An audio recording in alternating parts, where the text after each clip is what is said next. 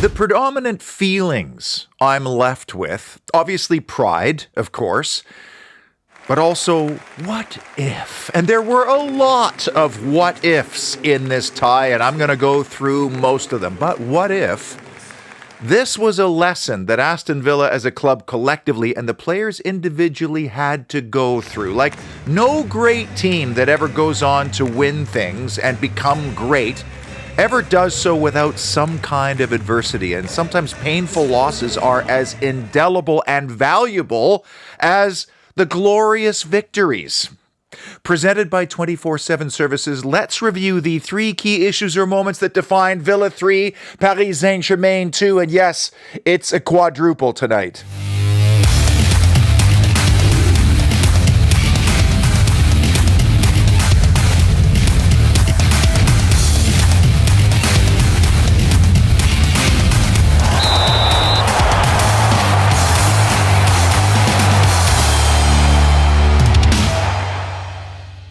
Welcome inside the parlor as the Champions League campaign comes to a close after 12 extremely compelling matches that we can all look back on with a whole lot of pride and great memories. And what we gained on this journey was credibility, respect, more profile, certainly a lot of prize money, which will come in handy, but maybe most importantly, the players have gained experiences. And Unai Emery talks about this an awful lot, the experiences that they are now storing in their hard drives, which will help them individually and collectively, both in the short and the long term. And we're going to need it in the short term because we just have a couple of massive games ahead of us in the next week.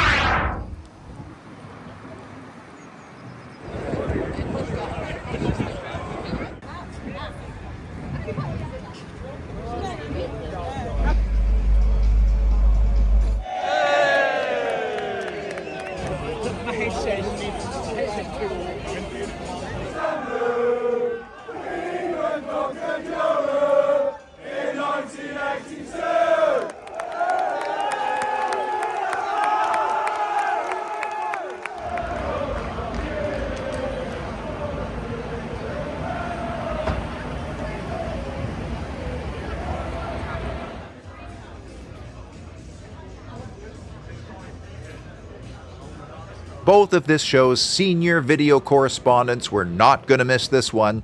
Samir was very positive going into the game and very proud afterwards. He made a very good point to me. Winning the second leg with a fight back makes it very difficult to moan about not going through to the next phase.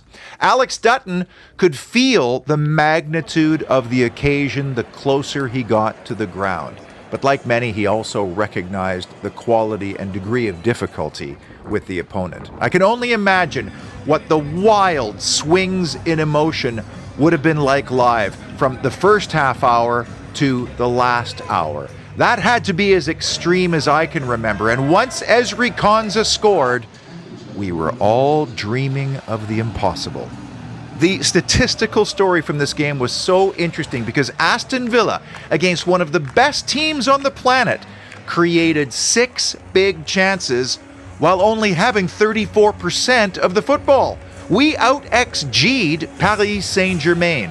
The attempts to on-target ratio was quite good, only a few examples of wastefulness in front of goal, which can come down to exhaustion as much as anything, and up against so many talented players as well as a good collective unit, Villa had 15 successful dribbles compared with just 6 for the visitors. And I don't know when those dribbles occurred, but I'm guessing most of them came in the second half. Marcus Rashford had 4. John McGinn was 2 for 2 on successful dribbles. The starting 11 included Amadou Onana as a very physical and beefy front-pressing unit, and it was hard to argue with that plan, especially around the hour mark when Villa was really starting to come on. Youri Tielemans scored that late first-half goal as a more advanced, almost number 10 type, but pressing is not really Tielemans' thing, and I still think he's most effective for us playing deeper because of the accuracy and range of his long passing. In that first half, however, PSG cut through Villa's press like a warm knife through butter. This may sound like a no Sherlock type comment, but when Marcus Rashford is on and at his best, what a player. And yes, he did give away the ball that preceded the first PSG goal, which was very untimely. After that, though, he was rampant. The ball he plays in for Ezri Konsa, I mean, the run down the right was exactly like the one he had at Southampton, only this time he did pick out a teammate. He fizzed in a couple of balls that were impossible to defend. We'll talk about one of them later. And he also tested Donnarumma with a top corner effort that, had it gone in, it would have blown the North Stand roof off. As an aside, I don't see Villa signing Rashford permanently this summer. And it's not just the 40 million up front that United are asking for. It's the 325K per week that Rashford is on, which means he's making 17 million a year on top of the 40. Altogether, that's a 90 million quid outlay for just 3 years, amortized, of course, over 3 years, 30 million a year, but still, he's turning 30 at the end of that 3 years. That does not sound like strategic Villa for me, and something tells me in my gut we are overhauling the forward department this summer. So the question then is, can you find somebody better than or as good as Rashford for less? And I'm sure that the recruitment department has 5 or 6 names that would fall into that category, less outlay than Rashford and probably younger as well. I think a pretty obvious issue, but Morgan Rogers was dead on his feet by the end of this game, and he had that attempt late in the second half, which reminded me a lot of the one in stoppage time in the first leg. It just looked like a tired effort. And after Forest, he says, I'm 22. I need to play every single game, and I shouldn't worry about being tired. But this is our star boy, and I don't want him to be run into the ground. I was hoping Rashford would stay on to play with Ollie Watkins, and Rodgers would have been given the rest. But I knew in Unai Emery's pre-match briefing that Watkins was not going to start despite his exploits at Southampton, because Emery said, we haven't figured out how to play them together. Reminds me a lot of Watkins and Duran all over again. Annoying issue, but I thought our referee, Mr. Jose Sanchez from Spain, showed a lot of respect to PSG in that game. Hakimi was very lucky he didn't make contact with his boot to McGinn's face, because we've seen that turn into red cards often. But still, over the course of 90 minutes, PSG awarded 15 fouls, Villa with just 3. And I know Villa had to be aggressive and on the front foot to try to get back in the game, but even still, that felt like a very wide discrepancy to me. And 3 minutes of added time? Come on. Could have easily been a top 3 issue, but John McGinn was every bit Captain Fantastic and our spiritual leader on Tuesday. I mean, it was a virtuoso performance. He was physical, he was bombastic, he was brave. How about his goal? It was almost Alan Hutton-like. What is it with these Scotsmen driving the length of Villa Park to score spectacular goals? It changed the complexion of the game, and it got into PSG's heads a little bit at that time. You know, they do have this historical funny record of going into second legs with 2-goal leads. They haven't always wrapped it up, and I just wonder if they were thinking about that, because suddenly the urgency and the sharpness was gone as Villa came wave after wave.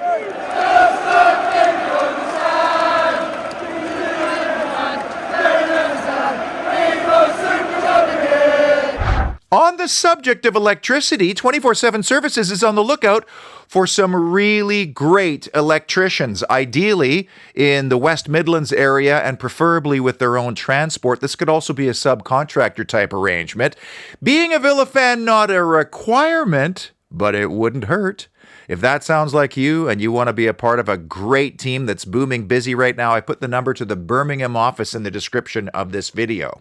Now, during my Southampton show, I showed you a project in Burton-on-Trent that was actually submitted by loyal viewer of the Holy Trinity show, Susie Elshout. This building was actually renovated to house hospital workers for Burton, Queens, which is really close. So 24/7 Services was engaged. Susie was all kitted out to welcome the crew. There was some Villa talk, and the final product was excellent. Everybody was super happy, and I would not be surprised if these two entities were to collaborate again in the future, and that's exactly what I want to hear. Maybe one day your project can be featured on the show, and the free, fair quote process can be as simple as starting on the company's website. Encouraging transfer update for you. Fabrizio Romano is among many sources, including some in Norway, that are reporting 18-year-old Wunderkind Sverre Nipan is leaning towards signing for Aston Villa, and he'd been chased by, well, every single club on the planet would like to have him, and they know who he is. But Manchester City, Arsenal, and Dortmund were heavy in on this kid, but his tour of the club and then the club's vision as they outlined for him, which would include first-team minutes, has apparently swayed him in our direction, and numbers are being discussed as we speak. How do you get your club closer to the PSGs of the world? You find the best talent in the world, preferably younger, and you mold and develop it. Big issue number 3, Donnarumma denials. If you were comparing the performances of the two titans in the respective goals during this tie, I think you have to give the edge to the Italian international. He made 3 pretty crucial saves in the second half of that game when Villa was pushing.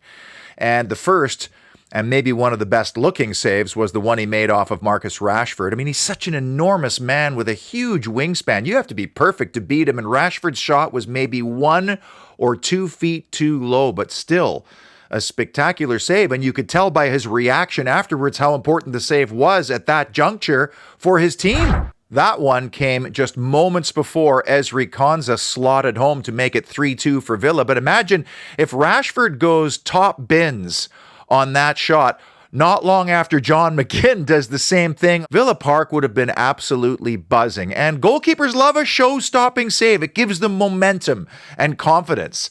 The next big Donnarumma save was off the Yuri Tielemans header after Rashford whips in another fantastic fizzed ball that nobody could deal with. And if Yuri had just put a little bit more pizza behind the header, maybe a yard higher, it would have dropped into the top corner. But maybe his most important save came from one of the best chances in the second half. What a moment this would have been. Marco Asensio, obviously on loan from PSG, just on the field as a substitute, and his Spanish countryman picks him out with an absolutely sensational ball that beats everybody, and now he's one-on-one with the goalkeeper. And I almost wonder if this chance just came too early for him. He'd only been on the park for 3 minutes, hadn't even settled in yet, and now he's staring down Donnarumma, and it looks like he was trying to go between the wickets of the goalkeeper. But upon reflection, and he'll be running over this time and time again over the next 24 hours, might he have dipped a shoulder and tried to go around? Might he have tried to clip it over the goalkeeper? What if? Number 11, Big moment number 2, Ezri's excruciation. And the irony here is that Ezri Konsa scoring that third goal looked as though he was a seasoned striker. Another wonderful piece of play from Marcus Rashford to get to the byline and cut it back, but Konsa plants it along the ground, bending the ball from right to left, just inside the post, the only area of the goal that looked open with all these bodies and legs in the way. 13 minutes later, and just a minute after Marco Asensio's breakaway, Villa gets one of its few attacking free kicks in the game, and Konsa is presented with maybe an even better chance. Our 2 January loanees presided over this oh-so-rare free kick opportunity. First, Asensio made like he was going to whip it in left-footed, and then Marcus Rashford delivers an absolute peach of a ball that only one player had the opportunity of getting on the end of. And had Ezri Konsa made any connection at all, we would have leveled the tie. I don't know what happened. Did he close his eyes? Did he think that somebody was going to get a little touch at the near post, and so he hesitated that slight second? It just went straight past him. I have said numerous times on this show, Aston Villa's central defenders simply do not contribute enough goals with their heads from situations precisely like this one. It's not Ezri Konsa's strong suit, Tyrone Mings neither. Pau Torres scored 1 at Spurs last year, but these guys should be chipping in with 2 goals at least a season from situations like this with their heads. And this ball is played inch perfect to Konsa. There isn't a defender in front of him, behind him. He beats everybody. He's eyeball to eyeball with Donnarumma, and he just whiffs on it. And again, we have a what-if. Konsa's going through those what-ifs in his head as the game's still going on. You could see it. Never mind what was going through his mind as he was trying to sleep afterwards. And the number one big issue that defined Villa 3, PSG 2, untimely undoing. Do you know that over the two legs, Paris Saint-Germain scored 5 consecutive goals? And I said during the first leg review that we conceded at really vulnerable times, less than 5 minutes after Morgan Rogers had given us the lead, which was just before halftime. We conceded in the first 5 minutes of the second half and then in second half stoppage time. And we can now say clearly, in hindsight, with 2020 vision, that 3-1 goal did prove to be extremely significant. I also said during my Southampton review, in order for Villa to have a true fighting chance of getting through the round and into the semi-finals, which is the whole point, they needed 2 things: to get the next goal and keep a clean sheet. Both of those to-do list items were undone in minute number 11, and many Villa players did not cover themselves in glory during this goal, starting with Marcus Rashford, who had a fantastic game. But he turned the ball over at the edge of the PSG penalty area, just like he did before the 2-1 goal in Paris. Now, is Marquinhos deserving of some credit for pinching the ball away? Perhaps. But knowing how good this opponent is on the break, and having been bitten once already in the tie, you'd think Marcus Rashford would have just been a little bit more conscientious in possession. Emi Martinez was nowhere near as influential in this tie as I was hoping or as everybody was expecting. But you know, Emi invites his own criticism sometimes. Wearing the cockerel hat with the Argentine cups on it became the talk of the media in France. So all of a sudden now he's the focal point and he says, "Oh, I like that. I'll take the focus. Keep it away from my teammates." That only works, though, if you deliver the goods. And there are questions to be asked about the Doué goal, even the 3-1 goal there. You know, he was sat down very easily, allows one at the near post, the 2-1 goal. And then this situation in minute 11, he's looking out. He should be communicating. He could see all the danger. He should be pouncing on the ball. Pau Torres doesn't help the situation by looking like he's going to kick it, but it's still down to Emi. Because Emi gets to use his hands, both of them with those big gloves on them, and the ball's on the ground. We've seen him smother hundreds of those during his time with Villa. Okay, maybe the ball was wet and slippery because of all the rain, but you know what? If he has to wipe out Pau Torres in the process of coming out and claiming it, so be it. That's a blunder, and it's on the goalkeeper. And by the way, here's PSG in a nutshell, okay? They win the ball back at the edge of their own box, 2 passes, and they're on top of you. And then a right fullback appears out of nowhere in the middle of the box to finish like a seasoned striker. The air is completely sucked out of Villa Park at 4-1. It would get worse, as you know, 15 minutes later. And wouldn't you know it, we had the ball in the PSG penalty area through Amadou Onana, but he just barely lost his duel. It goes down to the other end. Oh, and look, the left fullback this time pops up out of nowhere to join the attack and finishes like a seasoned striker. We knew this was exactly what PSG was all about, devastating on the counter. Strange then how it kind of changed a little bit, and I'd love to know what was said at halftime. Because as I've said a million times, the 2-0 lead is the most awkward in sport, and Villa completely overcame it and reversed it. In the end, it just wasn't enough. What if? The Sill Hill Brewery star performer was undoubtedly Super John McGinn, and we lost something when McGinn was substituted, but then again, with our depth, not introducing fresh legs at that stage might have been a mistake, especially given the next biggest match of the season on the horizon Saturday. And by the way, the Sill Hill Tap Room will be ready for that one. It's almost been a good luck charm for us, given all the home wins. And did you know that Sill Hill Brewery has a mobile tap room? Spring is here, summer on the horizon. Imagine you hosting an event and having this rig pull up. You'd be an absolute hero having award-winning, handcrafted Birmingham brewed beer at your function. Could be a wedding, could be birthdays, could be some kind of special parade. Well, I'm not sure if they'd show up for that one, but Seal Hill Brewery does support all of Birmingham's teams. It's just that the tap room is closest to Villa Park. I've put a link in the description where you can get a hold of the brew crew so that you could hire the mobile tap room. No time to sulk. Newcastle here on Saturday. It's like stepping from a minefield into a viper pit. Oh, and then on Tuesday, it's Manchester City away. Villa would love to bounce back from the disappointment on Tuesday, avenge the holiday-ish time thumping at St. James's Park, and the loss in this fixture last year by 3-1. No Eddie Howe on the touchline. He's bouncing back from pneumonia. I know what that's all about. I mean, you feel awful, and then all of a sudden your breathing gets shallow. So you go to hospital because you're worried. They tell you have pneumonia, and they put you on antibiotics, and then it's at least 2 to 3 weeks before you do anything. And I wonder if there is a slight difference in the dynamic with Jason Tindall taking charge. The biggest thing about this game, the way home for Villa here, is to control maybe one of the best midfields in the league. And that's where team selection is going to be very interesting. And yet again, we ask ourselves, who is going to start on Saturday?